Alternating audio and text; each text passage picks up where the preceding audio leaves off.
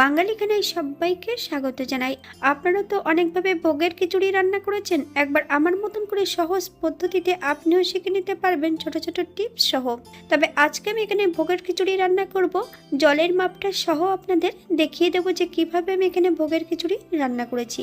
সবজি দিয়ে ভোগের খিচুড়ি কিভাবে রান্না করলাম চলুন সেটা একবার দেখে নেওয়া যাক ভিডিওর মাধ্যমে। আশা করছি আজকের ভিডিওটি ভালো লাগবে। সকল বন্ধুদের কাছে অনুরোধ করছি সম্পূর্ণ ভিডিওটি দেখার।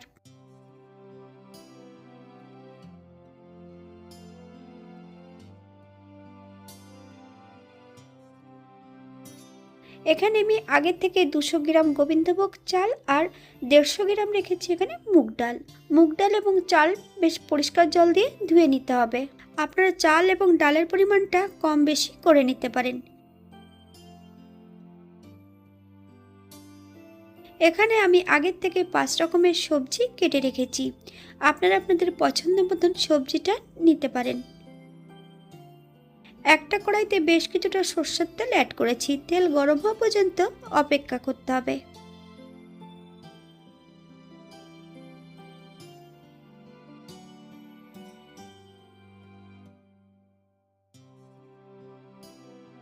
হাফ চামচ হলুদের গুঁড়ো,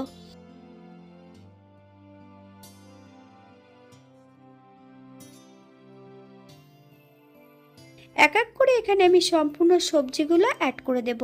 তবে যে সবজিগুলো কিন্তু ভেজে নেওয়ার প্রয়োজন আছে এখানে কিন্তু আমি সেই সবজিগুলোই কিন্তু অ্যাড করেছি। মিডিয়াম আছে বেশ কিছু সময় ধরে ভেজে নিতে হবে। বাঙালি রান্না ঘরোয়া উপকরণ দিয়ে আপনাদের যদি রান্নাগুলো পছন্দ হয় তাহলে চ্যানেলটি সাবস্ক্রাইব করে দিয়ে পাশে থাকবেন।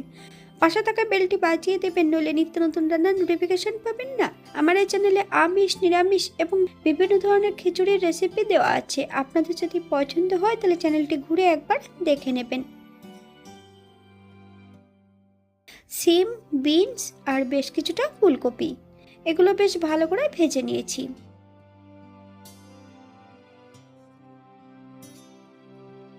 ধুয়ে রাখা সম্পূর্ণ মুগ ডালগুলো একই তেলের মধ্যে অ্যাড করে দেব। মিডিয়াম আঁচে বেশ কিছু সময় ধরে ভেজে নিতে হবে, অথবা ডাল থেকে যতক্ষণ সুগন্ধ বেরোচ্ছে না ততক্ষণ বেশ ভালো করে ভেজে নেব।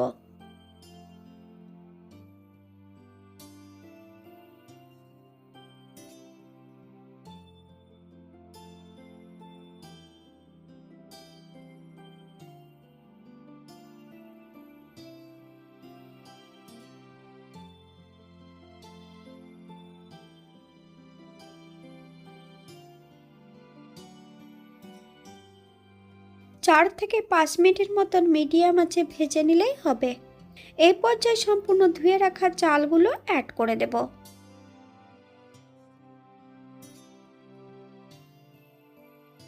চাল এবং ডাল সহ বেশ ভালো করে ভেজে নিতে হবে।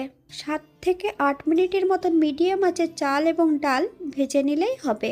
আপনারা একবার স্ক্রিনের দিকে ফলো করবেন।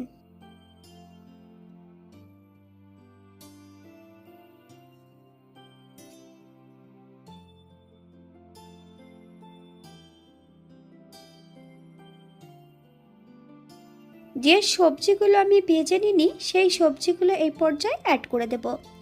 হাফ চামচ হলুদ গুঁড়ো, 1 চামচ লবণ, আপনার স্বাদ অনুসারে লবণটা অ্যাড করবেন। বেশ কয়েকটা কাঁচা লঙ্কা ফালি দিয়ে অ্যাড করেছি। আপনারা যদি পছন্দ করেন তাহলে পরিমাণে বাড়িয়ে দিতে পারেন। এখানে আমি 300 গ্রাম চাল এবং ডালের জন্য 1.5 লিটারের মতন জল অ্যাড করব। তবে জলটা কিন্তু গরম হতে হবে।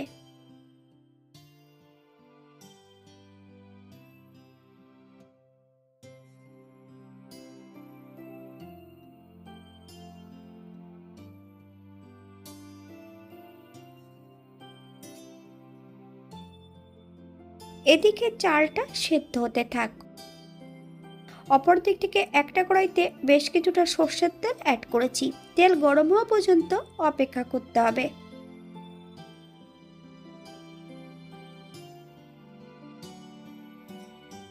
ফোড়নে রেখেছি 5 ফোড়ন। ফোড়ন থেকে সুগন্ধ বেরোলে কয়েকটা গোটা শুকনো লঙ্কা অ্যাড করেছি। আপনারা যদি পছন্দ করেন তাহলে এখানে তেজপাতাটাও অ্যাড করতে পারেন। মিডিয়াম সাইজের একটা টমেটো সরু সরু করে কেটে নিয়েছি। সম্পূর্ণ টমেটোর টুকরোগুলো অ্যাড করে দেব। টমেটো থেকে যতক্ষণ কাঁচা গন্ধ ছাড়ছে ততক্ষণ বেশ ভালো করে ভেজে নিতে হবে। এখানে আমি আগের থেকে বেশ কিছুটা মশলা বেটে রেখেছিলাম। আদা, জিরে, ধনে একই সঙ্গে বেটে নিয়েছি। 2 চামচ বাটা মশলা অ্যাড করেছি।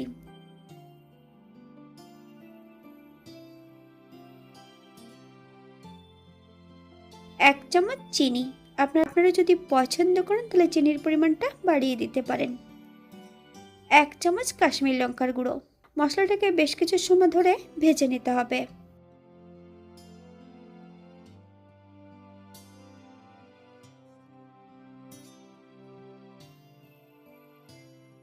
ভেজে রাখা সম্পূর্ণ সবজিগুলো আমি খিচুড়ির মধ্যে অ্যাড করে দেব।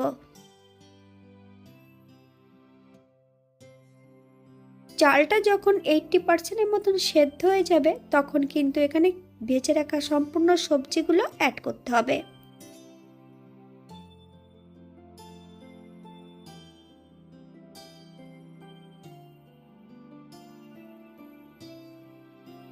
আগের থেকে যে মশলাটা আমি বানিয়ে নিয়েছি সম্পূর্ণ মশলাটা খিচুড়ির মধ্যে অ্যাড করে দেব।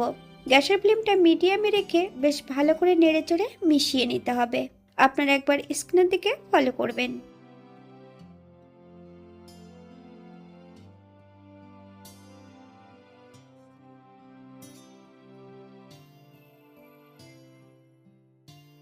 এখানে কিন্তু আমি 300 গ্রাম চালের জন্য 1.5 লিটার জল ব্যবহার করেছি। যথারীতি সবজিও কিন্তু অনেকটাই ছিল।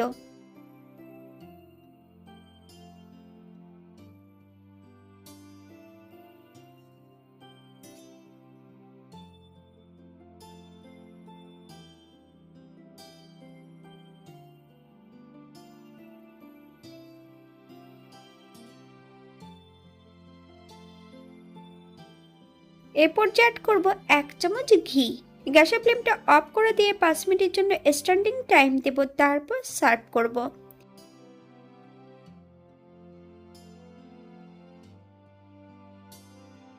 এটা দেখতে যেমন ভারী সুন্দর হয়েছিল, এটা খেতে কিন্তু অসম্ভব ভালো হয়েছিল। আপনারা বাড়িতে একবার একই পদ্ধতিতে বানিয়ে নেবেন, অথবা এই সরস্বতী পুজোতে আপনারা খিচুড়িটা তৈরি করতে পারেন। সম্পূর্ণ কিন্তু নিরামিষ ছিল।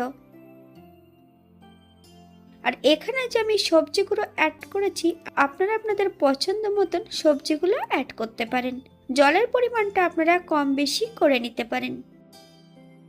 আজকের ভিডিওটি এই পর্যন্ত। সবাই সুস্থ থাকবেন, ভালো থাকবেন। অন্যদিন নতুন রেসিপি নিয়ে আপনাদের সামনে আবার আমি হাজির হব।